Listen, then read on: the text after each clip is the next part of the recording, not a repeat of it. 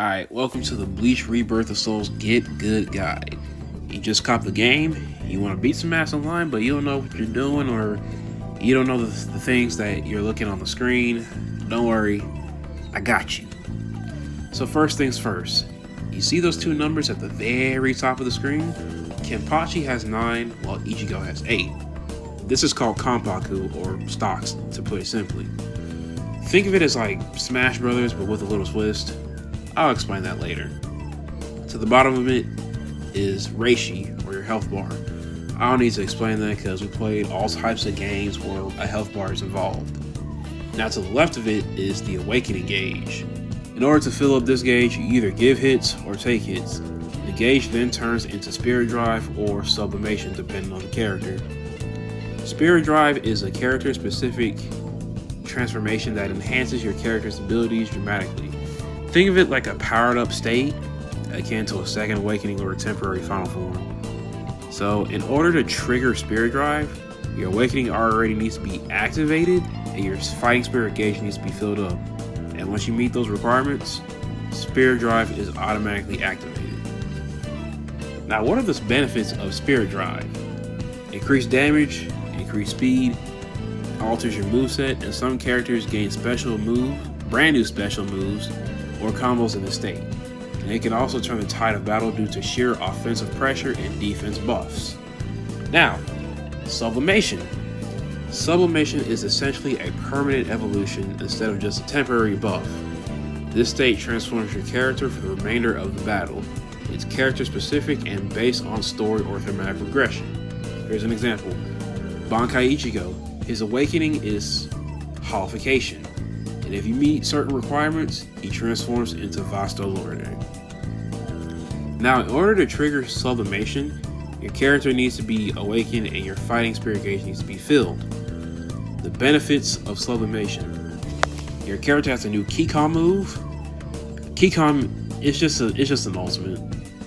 So, your character has a new Kikon move. Your Kikon move shatters more Kanpaku stocks, is a permanent buff, and it makes your character harder to punish. Now let's move on to the next one. The yellowish gauge on the bottom is called Spiritual Power. So for this one, just think of it as like Chakra if you're playing Naruto Storm, or Ki if you're playing Dragon Ball Sparking Zero. Basically, you need energy in order to perform these special moves. Your first one takes 1 bar, and your second one takes 2 bars. The next gauge is Reverse Gauge. There are 3 ways to utilize this gauge. Soul Reverse, which boosts your movement, health regen, and restores spiritual power. Burst Reverse, this is basically a combo breaker and it boosts guard gauge recovery. And the last one is called Chain Reverse. This is basically a Roman cancel if you play Guilty Gear Strive. This allows you to connect moves that normally don't go together. And the last gauge is Guard Gauge. Obviously, if you keep blocking and blocking and blocking and blocking and blocking, your guard gauge is going to get low, and once it breaks, you'll enter a guard break state. Like I said, think of it as like Smash Brothers. And also your guard gauge regenerates, so I wouldn't use guard that often, so don't just rely on guard 24/7. Okay, now let's go back to the Kanpaku. So in order to increase your opponent's Kanpaku, there are 2 ways. The safe way is get your opponent's health to red and then use your Kikon move. The risky way is deplete your opponent's health to 0 to trigger the soul break. Here's an example. Don't disappoint me. If you truly want to conquer, take up your sword, slay your enemies.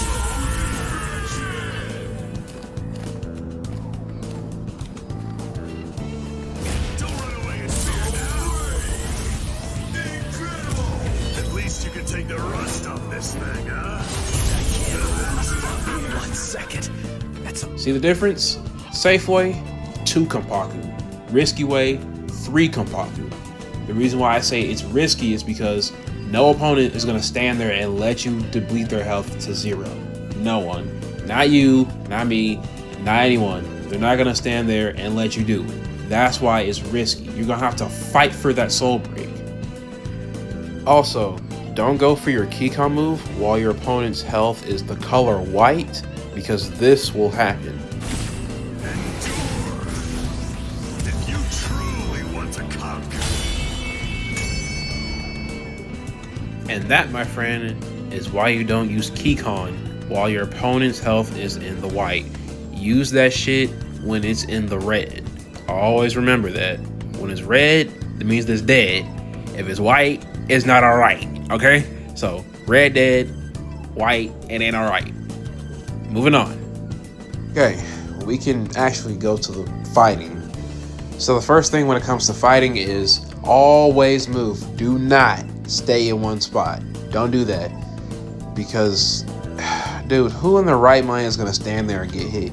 Nobody. Like, don't do that. Moving around is very essential in this game, or any fighting game for that matter. Always move. That's like the number one essential. Always move. Next is dashing. So if you hold X or A if you're on Xbox, your character starts dashing.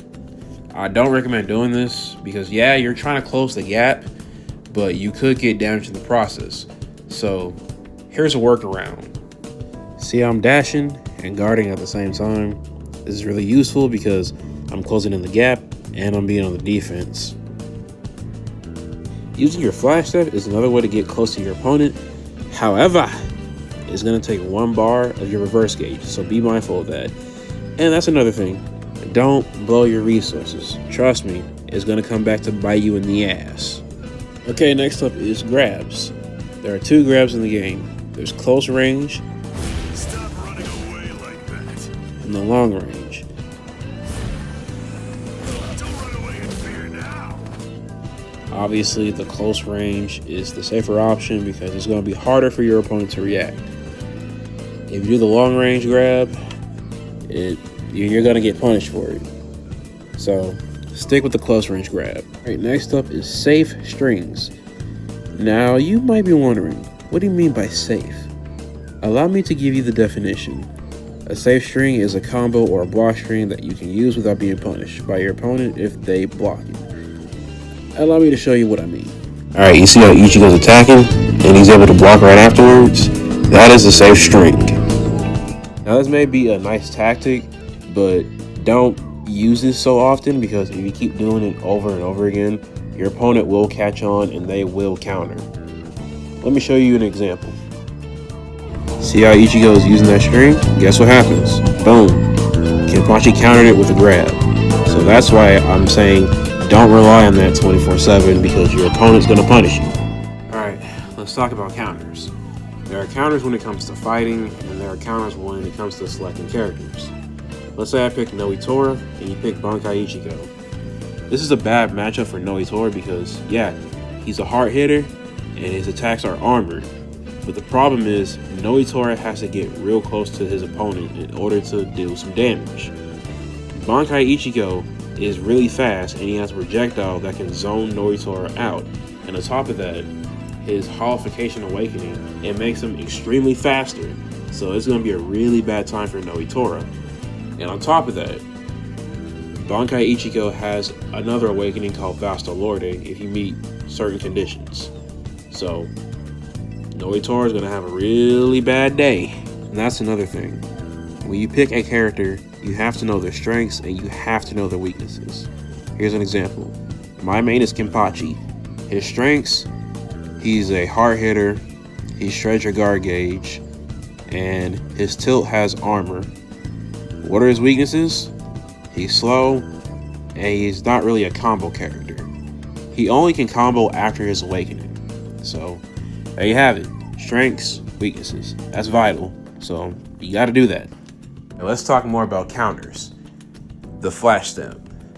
The flash step has more properties than just getting close to your opponent. You can extend combos with your flash step, and if you time it correctly, you can trigger a perfect flash step. Let me show you what I mean.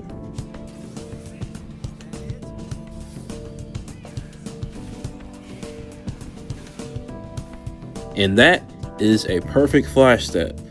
The best part is, once you trigger the perfect flash step, you can start a new combo and punish your opponent. So there you have it. Now, there's another way you can use flash step, but I'm going to save that for last. Now, let's talk about combos. Executing combos in this game is like crazy. Like the combos, like by itself, is crazy. And thanks to the chain reverse, you can add on to that. Here's an example.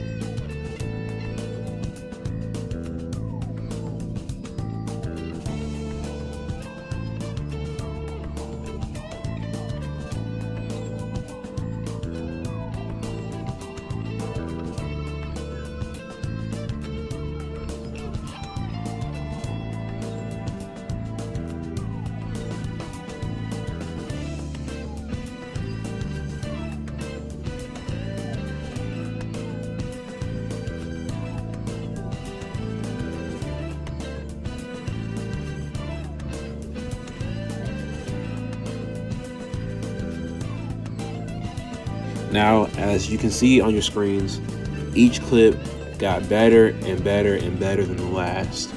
And it's all thanks to the chain reversibility and the grabs, and also the flash step. So that's why I'm able to do those combos. But one more thing. Remember about that flash step thing I said earlier? Here's one more thing you can do with the flash step.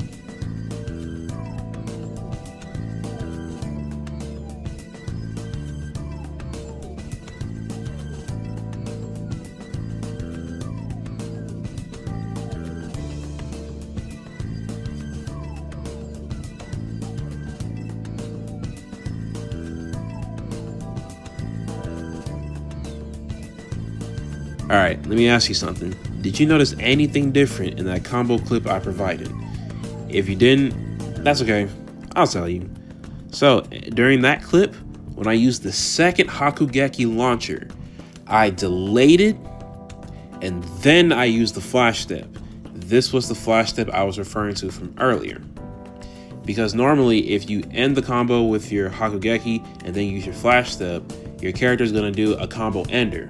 But since I delayed it, I was able to continue the combo and then ending the combo. So that's another usage of flash step. So you do the combo, you use your launcher, you wait just a little bit, and then you do your flash step. That way you can continue the combo as I mentioned earlier. And on top of that, this is really essential if you're trying to go for a soul break. All right, and there you have it. This is my very first time making a guide like this, and the reason why I'm saying that is because I'm really bad at explaining shit. That's the reason why I provided clips. If I didn't provide clips, y'all probably wouldn't know what the hell I was talking about. So that's another thing. Honestly, I think I did a decent job making a guide like this, but I want to see what you guys think about it in the comments. You like it, you don't. Any criticism is appreciated, and I appreciate you guys watching, and I'll see y'all in the next one. Niggas snitch the cut time. 21. We the Fox 5 gang. Niggas getting whacked, snitching on, man. Facts. Back it up. 2 to 3 gon' make a nigga back it up. 20.